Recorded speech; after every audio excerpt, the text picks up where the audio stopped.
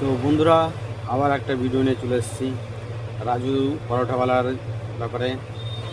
তো আমি কিছুদিন ধরে রাজুদাকে করেছিলাম যে উনি যে কাজটা করেছে, যে একটা শিব মন্দিরে বসে মাংস খেয়েছে, ওটা নিয়ে আমি ভিডিও বানাচ্ছিলাম। তো রাজুদা ওই ভুলের ক্ষমা চেয়েছে এবং উনি ওই মন্দিরে পুজো দিয়েছে।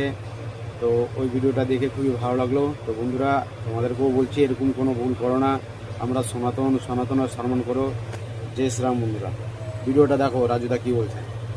আমাদের এই নর্মদা শিব মন্দিরের সামনে যে খাওয়া দাওয়া করেছিলাম, হিন্দু সনাতনী ধর্মদের যে আঘাত আমি দিয়েছি তার জানি কোনো ক্ষমা হয় না।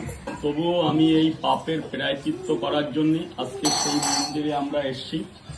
পুজো পার্বণ দিয়ে আমরা শুদ্ধ হতে চাচ্ছি। ভোলে বাবার কাছে মাথা নত করে আমরা পুজো দিতে এসেছি। আমার এই মন্দিরের যিনি পুরোহিত আছেন, ইনি আমার মন্দিরের দীর্ঘদিন ধরে পুজো পার্বণ যত সেই ইনিই করেন। তো আপনি একটু বলুন যে আমাদের যে ক্রিয়াকর্মটা কিভাবে হবে, ক্রিয়াকর্মটা আমরা কিভাবে কি করতে পারি, সেই অনুমতিটা দিন আমাদের। হ্যাঁ, আমি অনুমতি দিলাম। আচ্ছা, আমি বলছি কি, এই শিব ঠাকুর হলো পরম বৈষ্ণব।